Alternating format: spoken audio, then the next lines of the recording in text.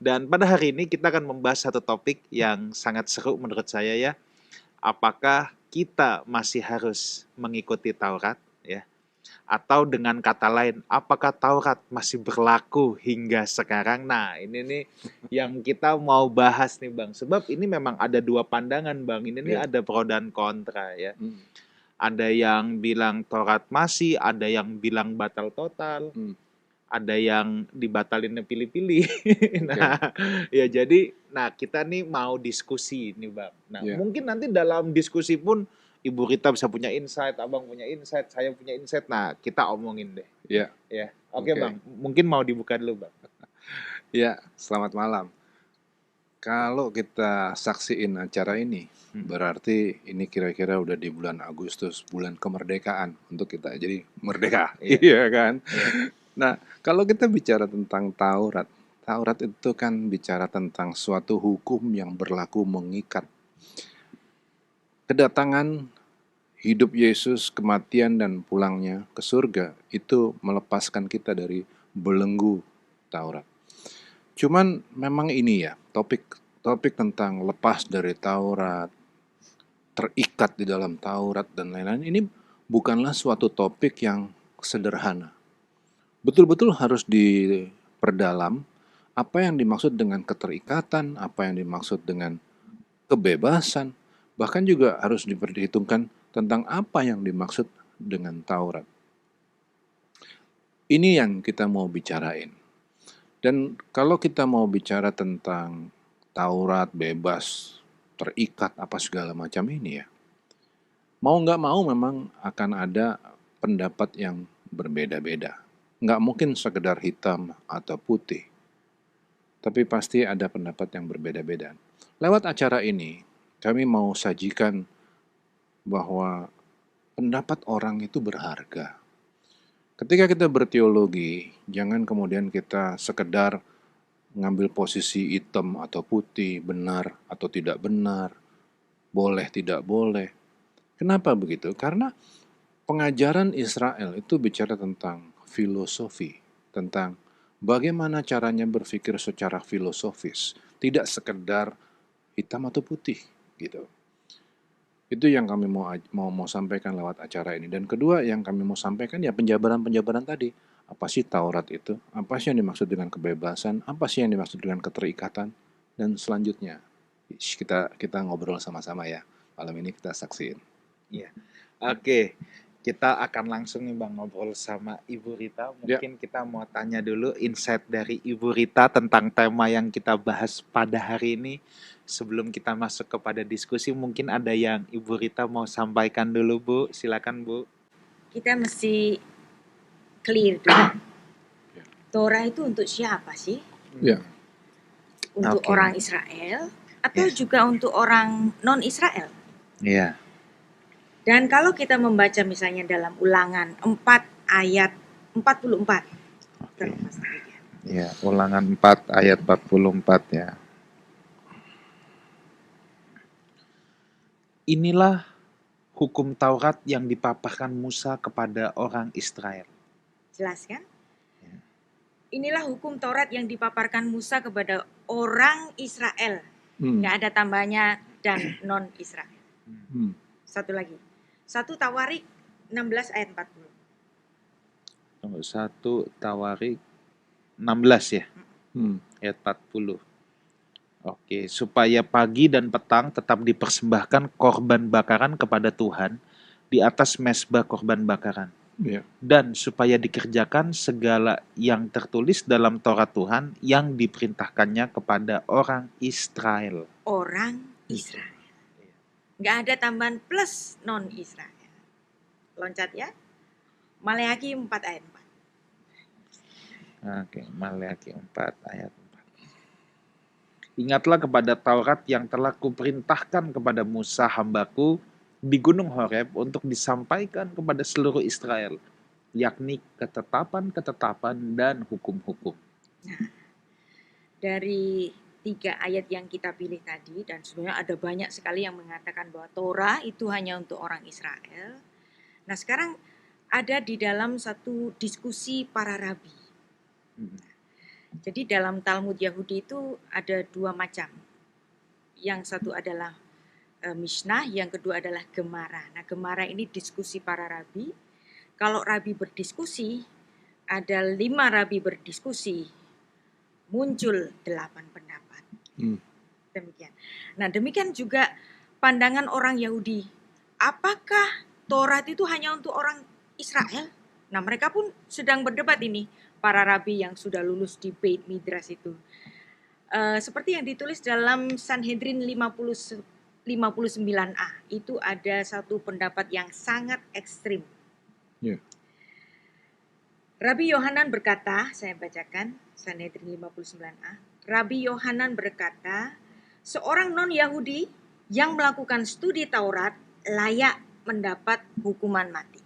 Seorang non-Yahudi yang melakukan studi hukum Taurat dan mengamalkannya layak mendapat hukuman mati.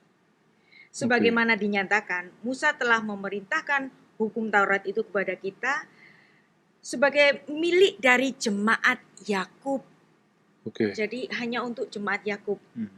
Maka kalau mengamalkan Taurat, belajar Taurat, harus dihukum mati, kata Rabbi Yohanan.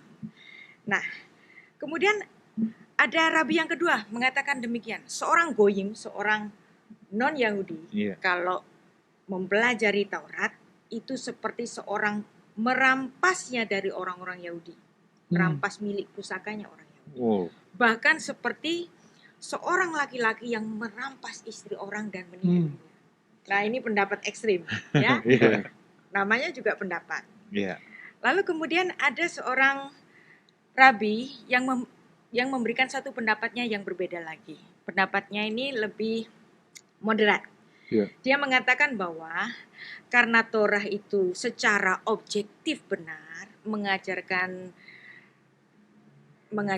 etika dan lain-lain, hukum dan lain-lain, memang benar Taurat itu diberikan kepada orang Israel. Tapi seorang non-Israel itu boleh mempelajarinya. Bahkan dia boleh mempelajarinya untuk mencapai tingkat spiritual yang tinggi. Bahkan kalau dia mempelajarinya dan dia paham betul tentang Torah, dia setingkat dengan seorang imam besar. Nah, Anda bisa bayangkan bahwa pendapat-pendapat yang berbeda ini ada banyak sekali di Sanhedrin 59 itu, pendapat-pendapat mereka. Ini saya pilihkan yang ekstrim-ekstrim aja. Nah, artinya di sini orang Yahudi terhadap suatu tafsir itu bisa berbeda-beda dan ditulis dalam satu kitab yang dimana kitab itu tidak menyatakan ini yang paling benar, si A yang paling benar, si B paling benar, si C paling benar. Orang Yahudi itu sudah diajar untuk menghargai pendapat ekstrim kanan, ekstrim kiri, bahkan yang moderat. Nah, sekarang bagaimana dengan orang Kristen? Nah, kita tahu bahwa memang Musa memerintahkan hukum Taurat untuk jemaat Yakub. Sedangkan Pastor Wigan, Pastor Ruli, saya kan bukan jemaat Yakub, bukan keturunan secara darah Israel. Tapi kita memiliki pusaka yang sama dan kita boleh mempelajarinya. Dan lagi-lagi kalau kita masuk di sini itu namanya ada pro kontra, masih berlaku atau nggak berlaku atau dipilih-pilih. Nah, kalau dipilih-pilih ini masalah, ya. Kalau kita mengatakan bahwa Torah itu masih berlaku, kita harus membaca Yakobus 2 ayat 10. Yakobus 2 ayat 10 ya. Yakobus 2.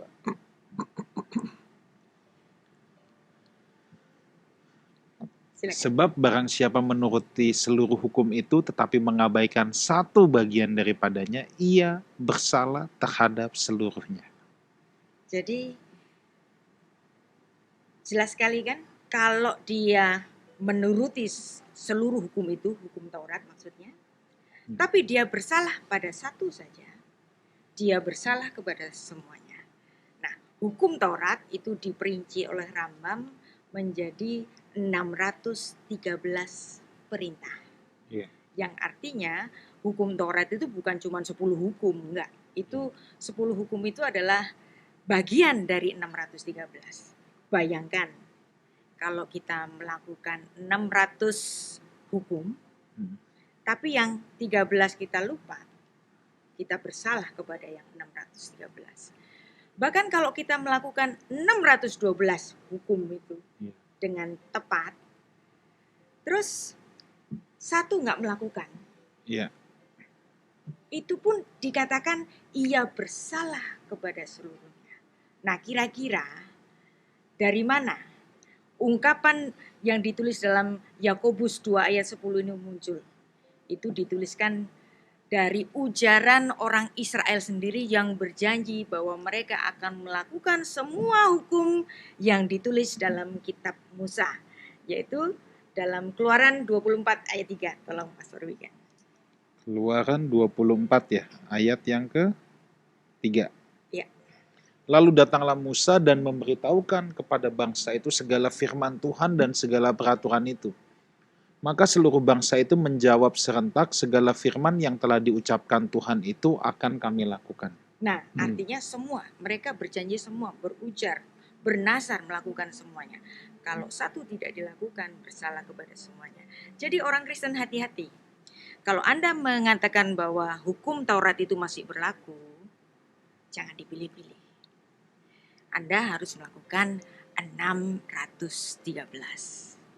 Maka saya sebagai saya pribadi, ya, nggak harus sama dengan saya Pastor Wigan, ya. Saya lebih memilih hukum Kristus, yang Tuhan sendiri mengatakan bahwa kuknya itu ringan, hukumnya itu ringan, karena Yesus hanya memilah menjadi 2 bagian saja, mengasihi Allah dan mengasihi manusia, dan di situ terletak segala hukum ada di hukum kasih itu. Jadi nggak usah pakai perincian atau memilah-milah. Kita sebagai umat Kristus yang sudah ditebus, untuk apa kita melakukan 613 hukum itu? Oke. Ini pendapat saya. Saya lempar ke Pastor Ruli dan Pastor Wigan. Kasih tanggapan dulu, Bang. Saya mau belah-belah dulu pelan-pelan ya. Dari depan, dari tadi pernyataan dari Bu Rita yang keren-keren ini, saya mau belah-belah dulu. Pertama, tadi firman Tuhan udah dikutip kan, bahwa Taurat adalah untuk Israel. Nah, itu kan firman Tuhan, udah jelas firman Tuhan. Kenapa kita sebagai orang Kristen juga harus mempertimbangkan pendapat para nabi? What do you think? Tentu saja. Ya. Karena pendapat para nabi itu adalah seperti penjelasan dari Torah itu sendiri. Misalnya tulisan dari Raja Salomo. Dia memiliki karunia kenabian. Ketika dia mengatakan debu kembali menjadi debu, roh kembali yang menciptakannya. Ini adalah sebuah midras atau penjelasan dari kitab Torah dari Kejadian 2 ayat 7, yang dimana Tuhan itu menciptakan manusia dari debu tanah, dan kemudian unsur keduanya itu adalah roh Allah yang dihembuskan melalui hidungnya. Nah, unsur ragawi, unsur bumi ini kembali menjadi debu.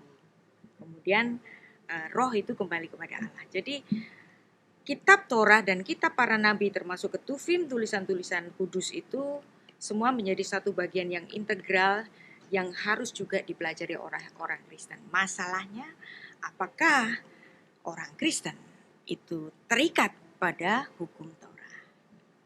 Nah, ini yang nanti kita akan dalami. Apakah Taurat itu batal sebagian atau batal seluruhnya? Ya, kalau Pastor Wigan mikirnya gimana? Kenapa kita harus pertimbangin pendapat para nabi? Do you have any insights? Mungkin saya mulai dari Tauratnya dulu nih ya Bang. Okay. Mulai dari Tauratnya. Saya melihat bahwa ketika Tuhan memberikan Taurat ini kepada bangsa Israel, mereka saat itu kan boleh dikata bangsa yang tidak berhukum. Mereka bangsa budak yang habis keluar dari perbudakan. Mereka nggak tahu apa-apa dan bangsa yang nggak pernah diajar ini, Bang. Nah, jadi treatmentnya itu memang Tuhan mentreatment mereka sebagai anak-anak. Oke. Sebagai anak-anak. Maka diberikanlah hukum. Oke. Dimana kalau kita baca hukum itu sekarang, dari 613 itu mungkin ada beberapa yang kita ketawa. Ya kan? Kalau kita baca, contohnya, saya lagi haid, saya kagak boleh ke gereja. Misalnya gitu ya. Dan ada banyak hukum-hukum yang lain gitu loh. Ya. Nah, tapi itulah pada saat itu Tuhan melihat bangsa Israel itu sebagai anak-anak. Oke. Belum lagi makanannya juga diatur semua. Tapi kan memang secara medis kan apa yang Tuhan larang itu semua kolesterol tinggi ya. Ya, saat itu mereka tentu ilmu medis belum maju pada saat itu, nggak ada Lipitor, Lipantil, Simvastatin dan kawan-kawannya. Apal. Ya. Ya. Dan mereka itu harus melakukan perjalanan yang melelahkan di padang gurun. Jadi tentunya Tuhan larang. Jadi memang banyak sampai perintilan-perintilan kecil. Yeah. Kenapa sampai perintilan kecil? Karena Tuhan melihat dia sebagai anak-anak. Yeah. Contoh, kalau kita punya anak kecil, kita itu juga pasti pendekatan kita untuk anak kecil itu hukum. Yeah. Pendekatannya tuduh, pokoknya lu lakuin aja. Yeah. Dilarang pegang pisau, anak kita umur 4 tahun. Kita kasih hukum, dilarang pegang pisau. Mau begitu dia pegang pisau, kita marah pasti. Yeah. Walaupun dia bilang, "Pah, Mah, ini buat potong apel." Enggak, tetap enggak. Kita tetap tidak kasih. Yeah. Karena hukumnya dilarang pegang pisau. Nah, itulah bagaimana Tuhan mentreat umat Israel. Tetapi kita orang Kristen, saya melihatnya Bang, ya, dan Ibu Rita, saya melihatnya kita ini sebagai orang dewasa. Makanya Tuhan udah nggak perintilan-perintilan Taurat lagi yang kita persoalkan. Tetapi adalah apa sih nafas dari hukum Tuhan itu, ya. Jadi kalau kepada anak-anak tuduh, kepada orang dewasa tubi sekarang. Nah, saya kembali lagi ke perumpamaan tadi. Tadi untuk anak 4 tahun, begitu dia pegang pisau, nggak mau tahu. Kita marah. Tapi kalau anak kita udah dewasa, udah umur 17 tahun, dia pegang pisau. Udah pegang pisau tajam nih. Kita tanya, lu mau ngapain? Iya dong. Nah, tergantung kalau mau potong pepaya, ya udah potong aja. Masa kita larang? Emang dia anak idiot apa? Yeah. Tapi kalau dia bilang, gue mau tusuk tetangga mah. Nah, ini baru kita hajar pasti. Nah, jadi begitulah treatmentnya. Nah, jadi ketika kita bilang, saya setuju dengan Ibu Rita, ya, apakah Taurat tidak berlaku? Ya, memang saya mungkin baca satu ayat ya. Ini sekarang saya baca satu ayat. Oke, tapi gini kan, tadi pertanyaannya gini. Ini kan udah jelas firman Tuhan bilang bahwa Taurat itu adalah untuk Israel. Iya. Tapi kenapa kita harus dengerin pendapat Rabi? Gitu. Rabi atau Nabi? Rabi, oke. Rabi. Oke, Bang. Nah, ini aku teruskan dulu ya. Lanjut dulu. Efesus 2 ayat 15. Sebab dengan matinya sebagai manusia, ia telah membatalkan hukum Taurat dengan segala perintah dan ketentuannya, untuk menciptakan keduanya menjadi satu manusia baru di dalam dirinya, dan dengan itu mengadakan damai sejahtera. Jadi memang jelas hukum Taurat telah dibatalkan. Tetapi kan banyak orang yang begitu melihat ini, oh hukum Taurat sudah dibatalkan. Yeah. Berarti gue boleh suka-suka dong. Okay. Jangan berzina, oh gue boleh dong. Kan ini hukumnya sudah dibatalkan. Nah ini loh, makanya tadi kan kalau fokus kepada Israel tuduh, kepada kita tubi, kita harus tahu nafasnya. Sebenarnya dalam perjanjian baru ini lebih sukar lagi. Lihat mengingini berzina. Dalam Taurat, kamu jangan membunuh. Berarti kalau nyawa sesama kita belum ini, mau kita dari belakang, brengsek lu ya emang ya, kita katain pakai binatang. Juga kalau dalam kacamata Taurat belum salah. Tapi kalau dalam kacamata perjanjian baru, kacamata kasih karunia, membenci saja sudah membunuh. Jadi ini sebenarnya nafasnya. Nah, sekarang kembali lagi nih ke pertanyaan Abang. Nah, saya melihat gini, kan kita juga tidak bisa bilang gini, oke, batal. Berarti gue udah gak usah baca ya dari kitab Keluaran sampai Ulangan. Ngapain saya baca? Buang aja itu. Kalau perlu kita bebas dari Alkitab, kita singkirkan itu. Nah, di sini loh, kita tetap memerlukan itu semua untuk melihat apa? Ada sesuatu yang tidak berubah, karakter Tuhan yang konstan. Walaupun dia treatment kepada bangsa Israel gimana, treatment sama orang percaya gimana, tapi kita bisa melihat bagaimana karakter Tuhan, sifat-sifat Tuhan, hakikat Tuhan. Nah, sekarang dengan pendapat para rabi. Nah, menurut saya, mereka, para rabi ini kan mempelajari Taurat pada saat itu. Kita harus open-minded. Terhadap siapapun menurut saya. Tentunya kita tidak perlu setuju semuanya. Kayak tadi yang Ibu Rita sudah katakan, ada yang ekstrim, belajar Taurat, matiin. Nah, ya tentu kita tidak sependapat dengan itu. Tapi pasti masih ada banyak pendapat-pendapat rabi yang sangat baik yang kita bisa adopsi. Kalau saya sih terima banget apa yang disampaikan Bu Rita, bahwa kita juga harus mempertimbangkan pendapat-pendapat para rabi. Karena apa? Karena ibarat hakim ya. Hakim, kita kan menjadi hakim. Kita kan diharap untuk mengambil keputusan apakah kita akan tetap memperlakukan Taurat atau tidak, gitu kan. Nah, kita dianggap sebagai hakim kan, in a way kan. Kalau kita dianggap sebagai hakim, maka kita harus mengambil keputusan dengan informasi yang sebanyak-banyaknya dong. Kita dengar firman Tuhan sebagai sesuatu yang memang mutlak ada di atas sana. Pasti itu. Tapi seperti Pastor Wigan juga ngomong, nafasnya apa sih? Nah, untuk mempertimbangkan nafasnya apa, maka kita pertimbangkan pendapat sebanyak mungkin orang. Baik itu yang ekstrim bilang tidak, yang moderat, ataupun yang bilang boleh. Semuanya harus kita pertimbangin sehingga kita bisa ngambil keputusan yang tepat. Ini yang, kenapa saya ngasih pertanyaan ini? Pertanyaan ini timbul karena gini, jangan sampai di antara kita itu kemudian belum apa-apa udah punya antipati. Kita udah ngomong gini, tapi firman Tuhan, firman Tuhan itu perlu digali loh. Untuk menggali firman Tuhan itu harus dapat banyak sources loh, gitu loh. Jadi bukannya kita mengabaikan firman Tuhan. Jadi kalau Bu Rita ngomong barusan itu bukan mengabaikan firman Tuhan, bukan begitu sama sekali, bukan. Ya, itu ya kita ngerti ya. Oke, lanjut. Nah, Bang, ini saya mau kasih satu contoh. Ini kalau yang saya katakan, kita bisa ambil dari kisah-kisah hukum di kitab Taurat itu. Ada pelajaran-pelajaran rohani yang menarik. Contoh nih, saya bacain satu ayat. Misalnya, saya akan bacakan dari Ulangan 16 ayat 16. 3 kali setahun setiap orang laki-laki di antaramu harus menghadap hadirat Tuhan. Ini kan diajarin cuma 3 kali. Kalau kita umat perjanjian baru tiap hari nih. Nah, jelas ini sudah tidak match dengan kita. Tetapi ke tempat yang akan dipilihnya, yakni pada hari raya roti tak beragi, pada hari raya 7 minggu, dan pada hari raya pondok daun. Kita sudah tidak melakukan itu. Hari raya roti tidak beragi, 7 minggu, pondok daun. Nah, tapi lihat ini. Dalam kisah ini, ketika Tuhan memerintahkan mereka, ini kan hukum untuk mereka. Kamu setahun 3 kali harus datang.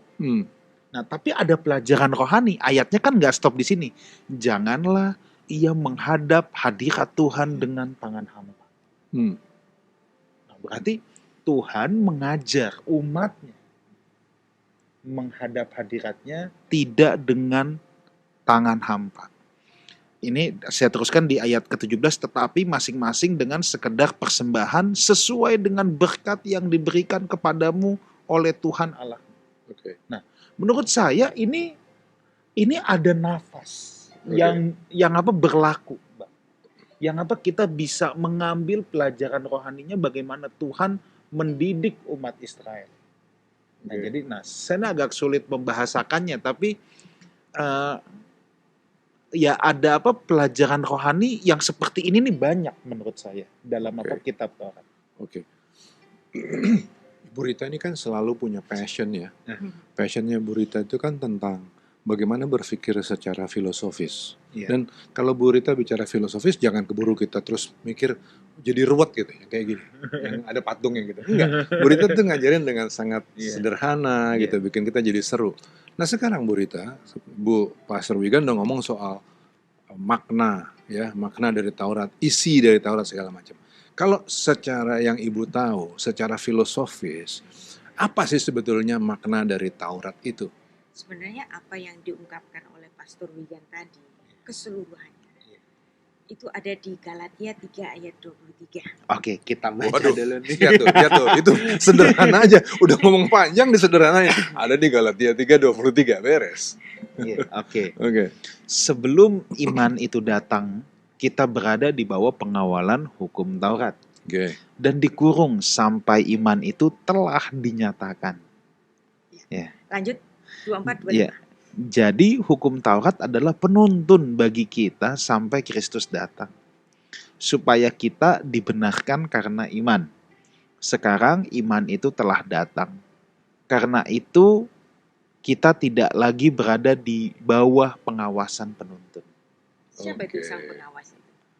Hukum Taurat. Nah, dan di ayat ini Rasul Paulus mengatakan bahwa si penuntun itu, bahasa Ibraninya itu paidagogos. Nah, paidagogos itu emenet bahasa Ibraninya.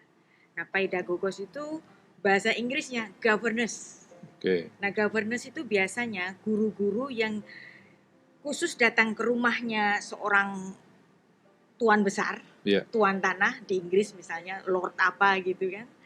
Nah, kemudian ada governess yang datang ke rumah itu mengajar anak-anak sampai kira-kira umur 12 atau umur 13. Setelah itu governess tidak lagi mengajar mereka. Nah, ini adalah gambaran yang secara clear diberikan oleh Rasul Paulus bahwa segala apa yang digariskan oleh governess itu pada saatnya akan berakhir masanya. Nah, ini kan keren. Nah, tentang isi dari hukum Taurat ke 613 hukum tadi, ya, itu orang mengatakan nggak mungkin ada orang bisa melakukan 613 hukum Taurat secara sempurna. Apalagi di zaman rabbinik itu masih ada peraturan-peraturan tambahan para rabi. Tapi ada loh, di Alkitab itu ditulis bahwa ada orang yang secara sempurna sudah melakukan 613 hukum itu. Di mana itu dicatat? Dalam Filipi 3 ayat 6. Filipi 3 ayat 6.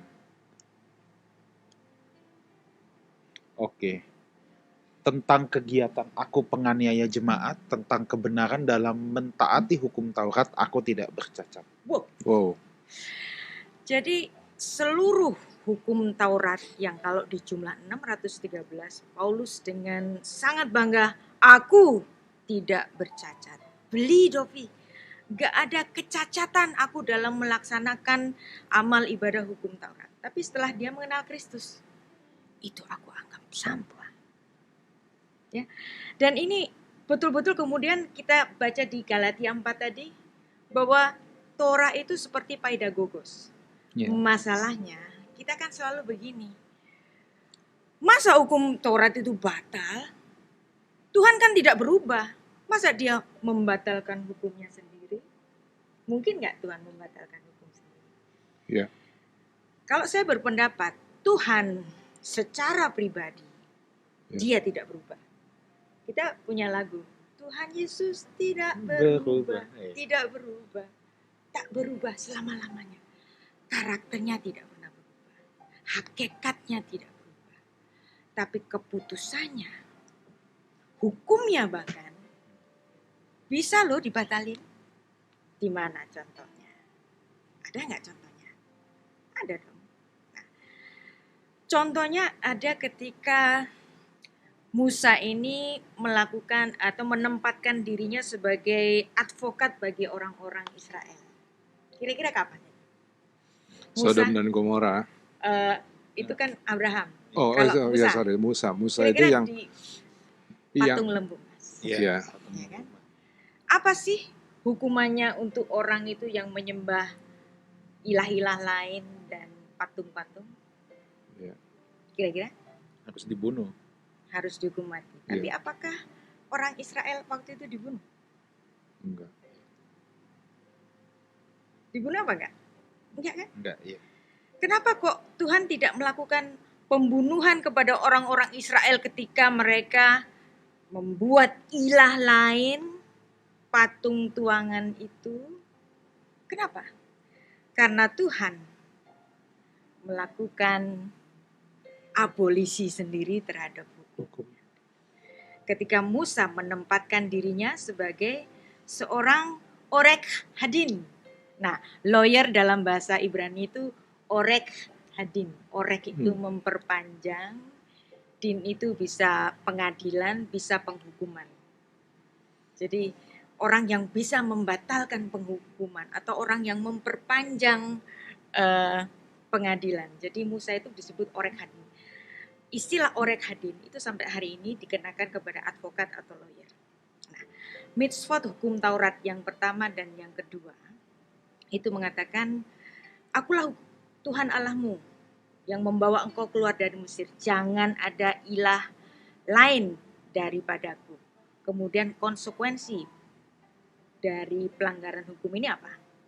Keluaran 22 ayat 20. Pastor Wigan, tolong. Keluaran 22 ayat 20. Siapa yang mempersembahkan korban kepada Allah kecuali kepada Tuhan sendiri, haruslah ia ditumpas. Wow. Jadi kalau membuat patung lembu emas, orang Israel harus ditumpas dong. Dan Musa tahu hukum ini. Dia melakukan satu advokasi kepada Tuhan. Tuhan, sudah susah-susah kau keluarkan bangsa Israel keluar dari Mesir. Terus dengan satu kesalahan, gara-gara mereka membuat patung tuangan itu. Terus masa mereka engkau bunuh semuanya? Musa berkata demikian. Terus Tuhan, enggak. Kejahatan orang Israel itu sudah kelewat batas. Aku mau membunuh mereka dan aku mulai bangsa Israel itu dari kamu aja.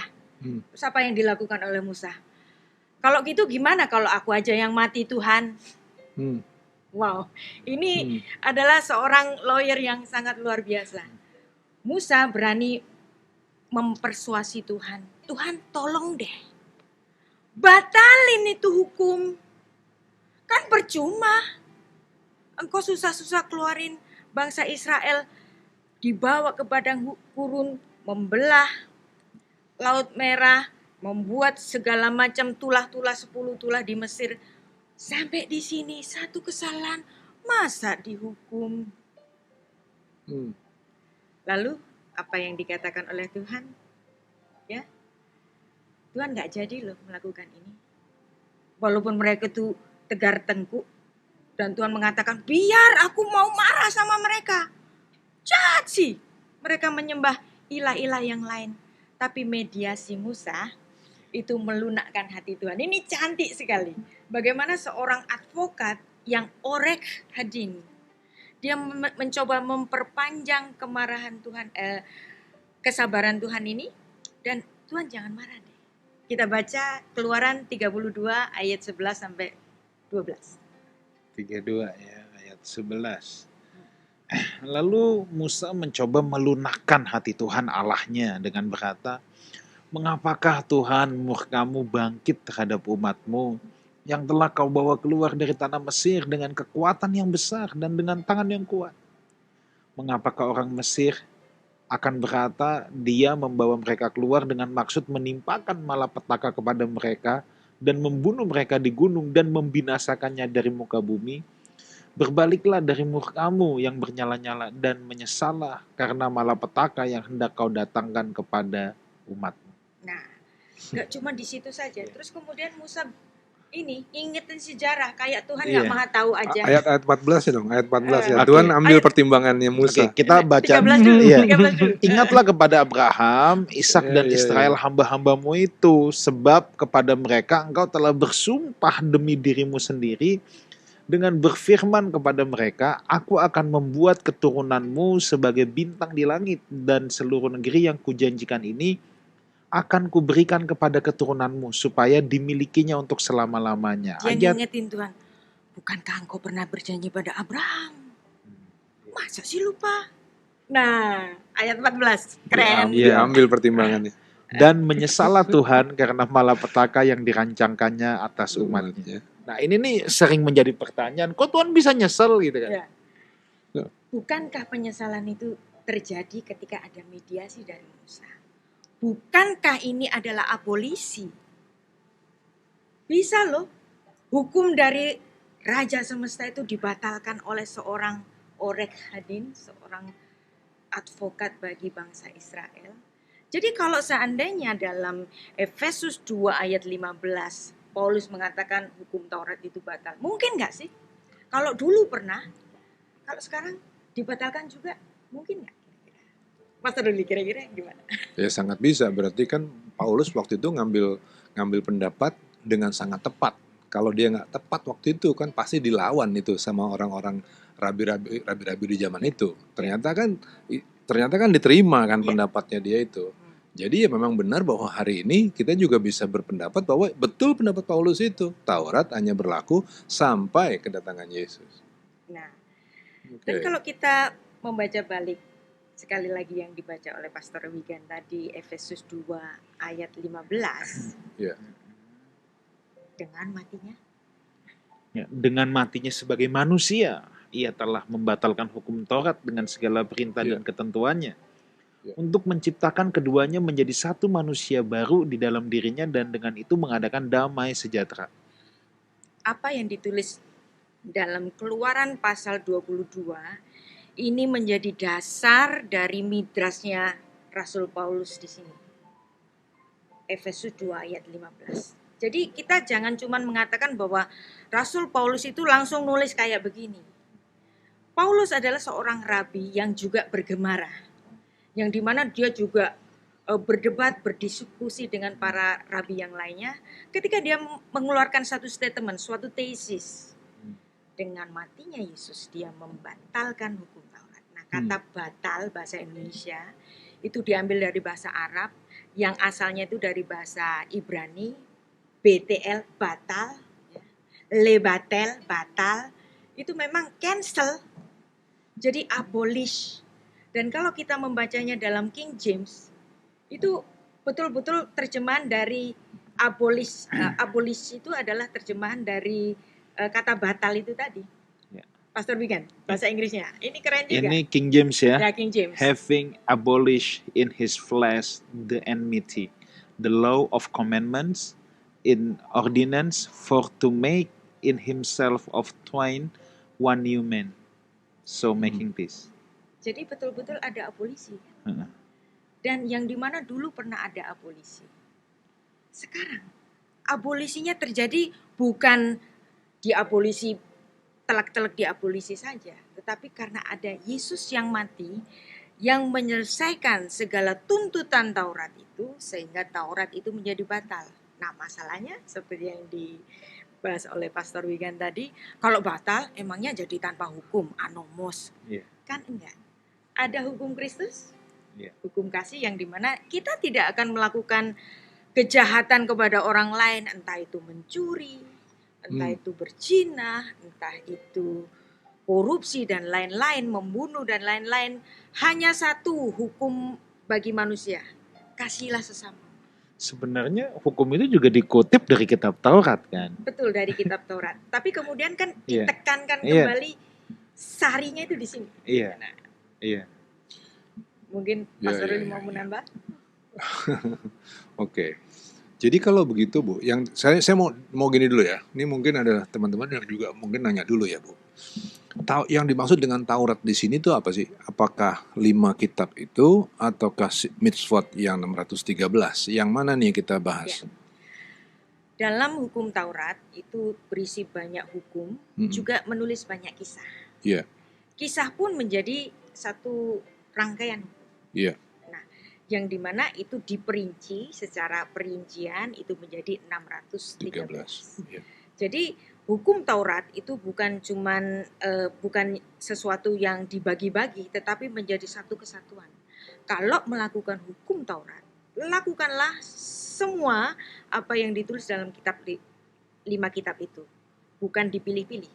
Nah, maka kalau ketika Yesus itu membatalkan, dia pun bukan membatalkan sebagian, bukan memilih-milih sebagian dan kemudian yang ini dibatalkan, yang itu enggak, yang ini dibatalkan, yang itu enggak. Betul-betul semuanya dibatalkan. Dan kemudian ada hukum yang baru. Ada perintah yang baru dari Allah yang inkarnasi. Hukum kasih itu yang mendasari semua, yang dimana kalau di kitab Torah itu jangan kamu makan makanan-makanan low kosher misalnya, jangan melakukan ini, jangan melakukan itu, jangan tidur dengan sanakmu, jangan tidur dengan mertuamu, atau semuanya diperinci antara dengan boleh, tidak boleh. Tetapi di dalam hukum kasih, aku tidak akan menjadi koruptor karena aku mengasihi sesama. Aku tidak akan membunuh saudaraku karena aku mengasihi sesama. Jadi ketika dihukum kasih, kita bukan soal boleh atau tidak boleh, tetapi kita mengerti esensi dari hukum itu bagaimana menjadi cerminan dari wajah Kristus ketika kita hidup. Bukan soal boleh nggak boleh. Jadi sebetulnya ide yang barusan semua kita bicarain itu tuh sebenarnya sesuai dengan nafas hukum sampai dengan hari ini ya. Nafas hukum, yang saya maksud dengan nafas hukum itu nafas undang-undang. Sebetulnya suatu idealisme hukum adalah keadaan di mana seolah-olah tidak ada hukum. Itu idealismenya tuh. Yaitu bagaimana sekalipun seolah-olah tidak ada perintah boleh atau tidak boleh, orang tidak melakukan kejahatan karena mereka mengerti bahwa kejahatan itu tidak boleh dilakukan. Karena mereka nggak mau bikin kejahatan. Itu yang indah. Nah, kalau itu diterapin misalnya dalam rumah tangga ya. Kan rumah tangga yang sehat kan nggak ada aturan mengenai kamu suami harus pulang sampai di rumah jam 8:12. Lebih dari jam 8:12 kamu dikunciin pintu, kan nggak ada cerita begitu kan. Suami istri yang sehat kan akan tahu jam berapa mereka pantas untuk pulang. Kalau misalnya belum pulang juga sampai malam, istri atau suaminya juga pasti paham bahwa suaminya atau istrinya lagi ada di luar untuk urusan tertentu, nggak jadi curiga kan. Itu kan suatu kondisi di mana seolah-olah tanpa hukum. Kan gitu ya. Nah, kehadiran Yesus yang disampaikan barusan ini meniadakan seluruh hukum itu, tapi bukan berarti kemudian berlaku suatu keadaan di mana jadi tanpa hukum. No. Bukan jadi Wild West gitu yang bisa tembak-tembakan sana sini. Enggak. Itu cerita Wild West. Tapi kalau untuk kondisinya di dalam kebenaran firman Tuhan, sebiarpun kita dibebaskan untuk melakukan kejahatan, tapi kita memilih untuk tidak melakukan kejahatan. Kenapa? Karena mengasihi Tuhan. Nah, ada lagi konsep lain lagi di dalam hukum. Konsep lain bilang begini, apa sih sebetulnya hukum itu? Hukum bukanlah soal aturan, suruhan, dan kebolehan. No. Hukum itu adalah mengenai kesedapan hidup. Nah, kalau menuju suatu kesedapan hidup, maka suruhan, aturan, dan kebolehan ini sebenarnya itu cuma kendaraan. Kendaraan untuk mempertahankan kesedapan hidup. Jadi sekarang gimana kita nerapinnya ke hari ini? Harusnya begini, kita berusaha untuk membangun kesedapan hidup sehingga melalui hidup kita ini nama Tuhan dimuliakan. Gitu.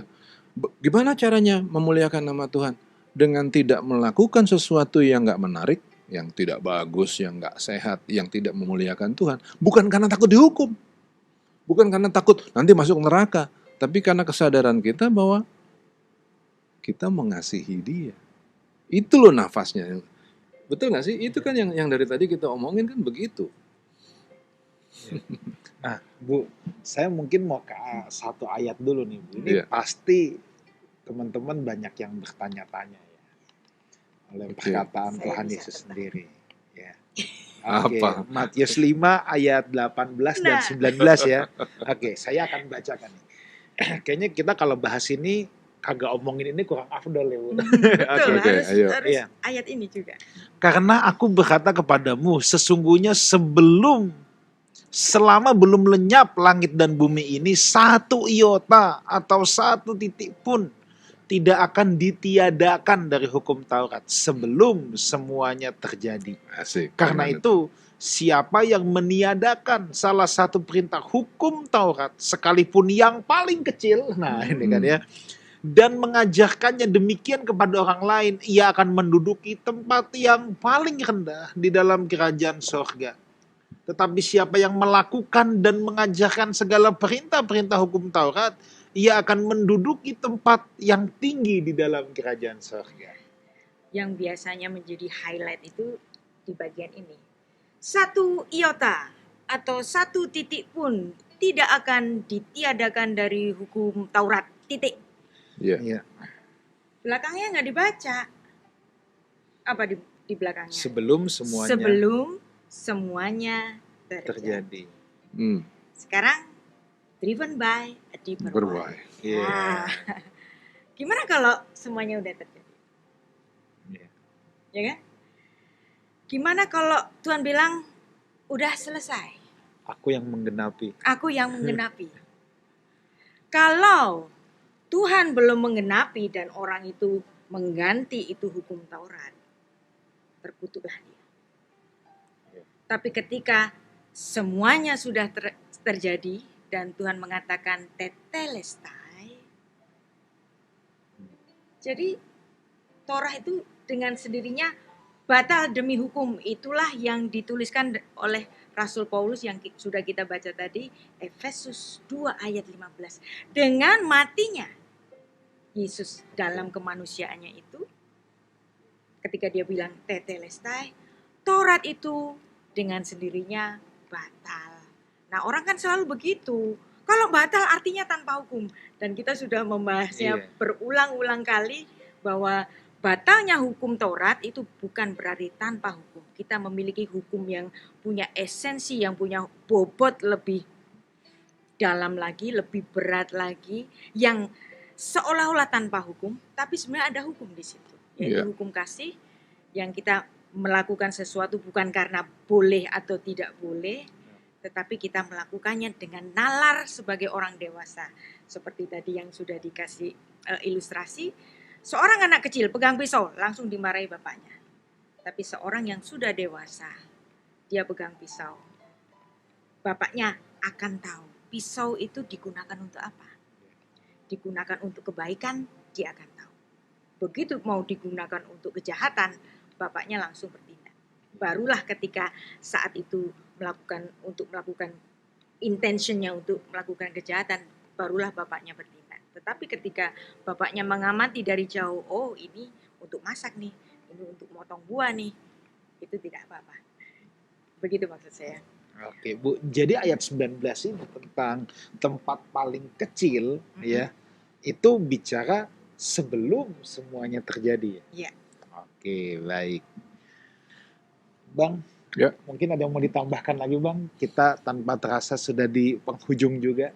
Mungkin belum. Tadi saya lagi nyatet karena saya sendiri juga jadi banyak belajar nih di sini. Saya nulis dari tadi. Oke, belum. Oke. Ibu Rita, nah mungkin sekarang saya mau tanya satu pertanyaan lagi ya. Ini mungkin agak nyerempet dikit nih. Tapi kita pasti kagak bisa membahas lengkap pasti. Gimana dengan persepuluhan?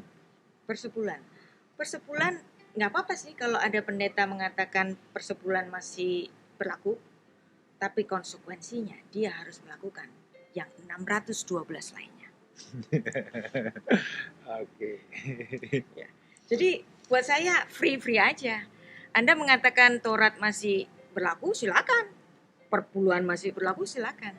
Tapi jangan dipilih-pilih cuma satu atau dua yang enak-enak aja dong. Ada 613, jangan diambil satu.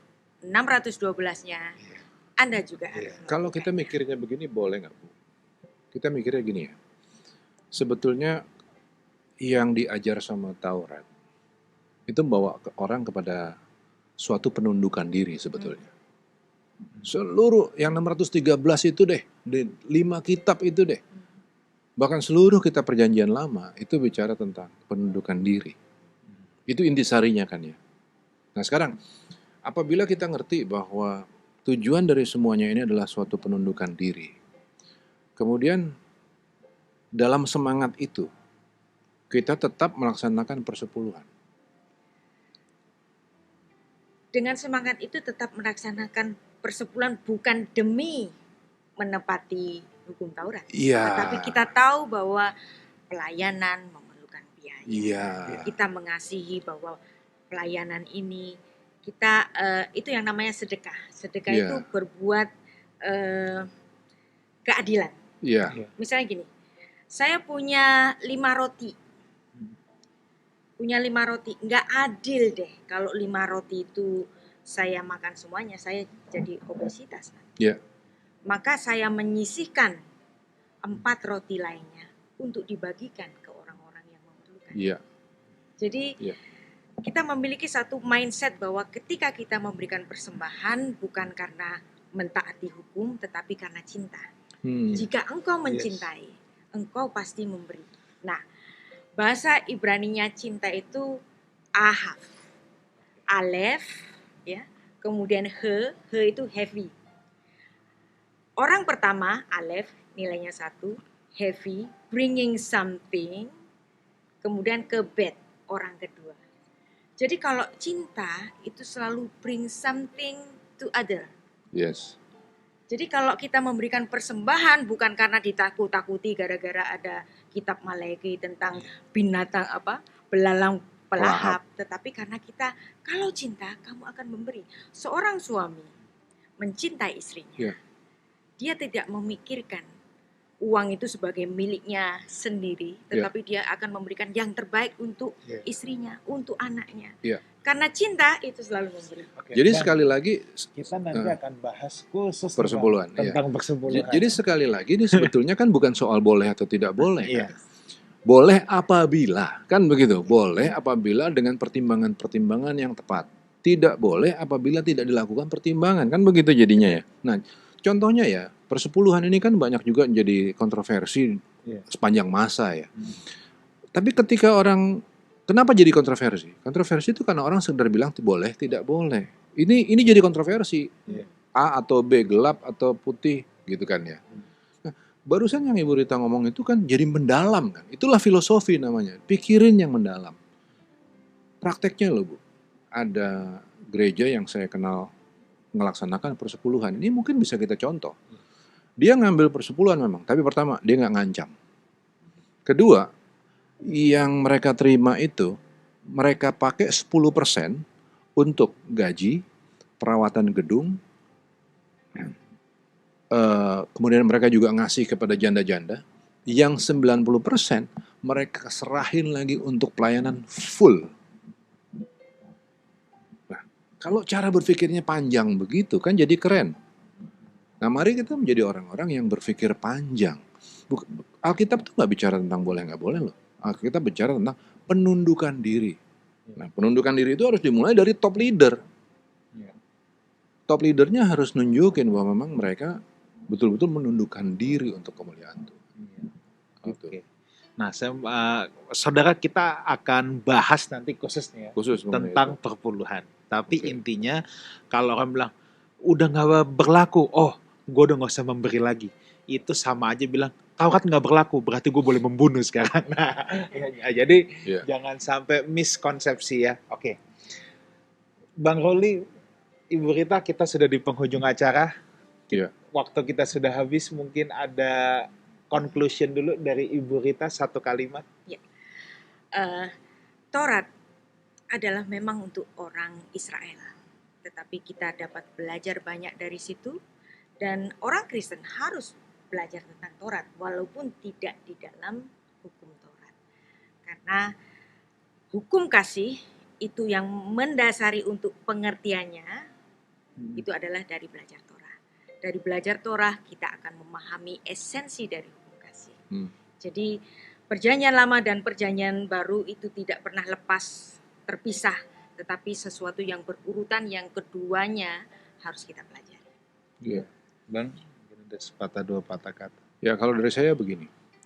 Ketika orang belajar tentang Taurat dengan seluruh aturannya, ya, harus kita mengerti bahwa kemudian banyak orang yang menjadi tercekam dalam ketakutan, dosa, neraka, dan lain-lain.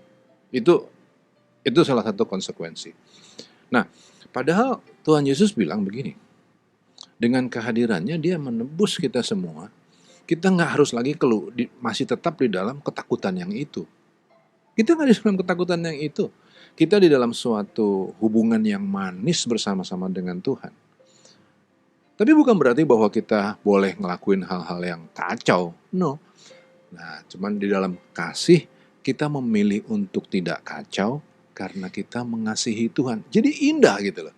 Udah bukan lagi soal perbudakan, tapi soal kebebasan yang bertanggung jawab, kebebasan yang dewasa. Itu yang kami katakan bahwa hari ini kita tidak lagi terikat dalam Taurat. Kita terikat di dalam kasih.